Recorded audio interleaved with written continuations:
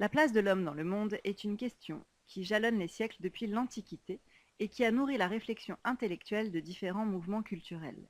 Nous allons voir comment, à travers les siècles, elle traverse les mouvements littéraires de la Renaissance à nos jours.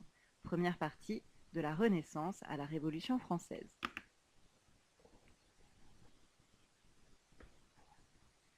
Au XVIe siècle, l'homme se place au centre de l'univers, c'est-à-dire qu'il se considère non seulement comme sujet pensant et agissant, mais aussi comme objet de réflexion et d'analyse. En effet, de nombreuses découvertes bouleversent les mentalités à la Renaissance. D'une part, les explorations mettent en lumière de nouveaux continents, ce qui confronte l'homme occidental à d'autres cultures. Il doit donc remettre en question ses normes, ses valeurs. Comment définir alors l'humanité, lorsque tant de différences de mœurs nous séparent? L'idée de l'homme se déploie dans toute sa diversité, elle s'enrichit au contact des autres, ceux d'ailleurs, mais aussi ceux du passé. La Renaissance est en outre marquée par la redécouverte des textes antiques. La pensée gréco-latine, jadis déformée au fil des siècles, est de nouveau lue dans sa forme originelle. L'homme se définit par sa soif de savoir dans tous les domaines, de tout temps, sur tous les continents. Michel de Montaigne est un bon exemple d'humaniste de la Renaissance. À travers les essais, il mène une réflexion sur son existence, mais c'est pour mieux comprendre l'aventure humaine qu'est la vie. Quand on me contrarie, on éveille mon attention, non pas ma colère. Je m'avance vers celui qui me contredit, qui m'instruit. Cette citation montre bien comme cet auteur s'enrichit de la diversité des pensées, même dans l'opposition. L'humanisme ne cherche pas à uniformiser les points de vue, mais à les concilier. François Rabelais est lui aussi un penseur phare de ce mouvement. À travers les œuvres de Pantagruel et Gargantua, il illustre bien les idées humanistes. Science sans conscience n'est que ruine de l'âme. Il s'agit bien de développer une pensée personnelle et distanciée, tout en sachant se nourrir des différentes sagesses. Le XVIIe siècle est traversé par une crise religieuse majeure entre protestants et catholiques. Ce siècle est également incarné par un roi emblématique, Louis XIV, protecteur des arts et monarque absolu. En littérature, cela se traduit par une interrogation sur la place de l'homme dans l'univers. À la fois, l'homme prend conscience de la vanité de son existence, c'est-à-dire que quelque riche qu'on soit, nous sommes tous voués au même sort, la mort. Cela l'amène à un idéal de vie. Par ailleurs, il s'agit d'être un homme honnête, c'est-à-dire un homme mesuré, sociable et cultivé. Parmi les auteurs majeurs qui ont développé cette réflexion, La Rochefoucauld, qui à travers ses maximes offre au lecteur l'occasion de réfléchir sur lui-même. Nos vertus ne sont le plus souvent que des vices déguisés. Maxime 1, 1665. Dans cette citation, l'opposition entre vertu et vice met en lumière les contradictions inhérentes à l'humain.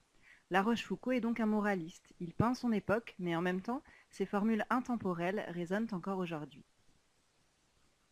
De la même façon, Blaise Pascal, mathématicien et philosophe, construit dans les Pensées un ouvrage destiné à convaincre l'homme qu'il a besoin de Dieu. L'homme sans Dieu est dans l'ignorance de tout et dans un malheur inévitable, car c'est être malheureux que de vouloir et ne pouvoir. Les Pensées, Lias 3, Misère, fragment 71, 1670. C'est ainsi que Pascal montre à quel point l'homme est soumis à ses passions, notamment à l'imagination. Il le présente comme celui qui se divertit pour ne pas penser à la mort. Or, Pascal recommande au contraire que l'homme prenne conscience de sa misère, de sa petitesse dans l'espace et le temps, ce qui lui permettra d'accéder à la grandeur et l'élèvera vers Dieu. Au XVIIIe siècle, la raison semble avoir triomphé des passions. C'est le siècle des philosophes conseillant les grands de ce monde, les puissants, le siècle des Lumières. Le savoir se veut accessible à tous. Les auteurs luttent contre l'obscurantisme, doctrine qui s'oppose à la vulgarisation et à la diffusion de l'instruction dans les masses populaires, car le peuple veut développer son esprit critique. Par ailleurs, les Lumières mènent un autre combat, celui contre le despotisme, à savoir le pouvoir arbitraire, absolu et oppressif. L'homme se doit d'être pleinement citoyen et en partie maître de son destin.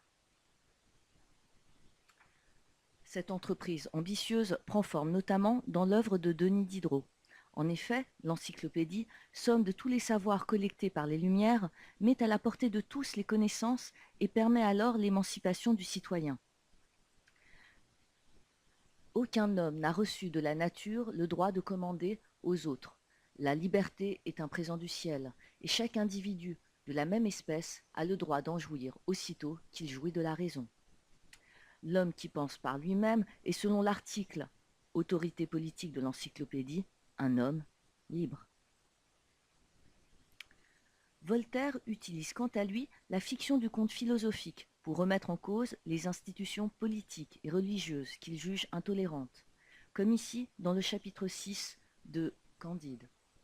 Après le tremblement de terre qui avait détruit les 3/4 de Lisbonne, les sages du pays n'avaient pas trouvé un moyen plus efficace pour prévenir une ruine totale que de donner au peuple un bel auto-da-fé. Il était décidé que le spectacle de quelques personnes brûlées à petit feu en grande cérémonie est un secret infaillible pour empêcher la terre de trembler. Le philosophe dénonce là les rites sacrificiels et les superstitions dont le peuple est le plus souvent victime. Toutes ces idées d'émancipation seront autant de graines semées pour la révolution à venir. Le 14 juillet 1789, le peuple de France prend la Bastille. Les événements vont se précipiter, l'histoire est en marche.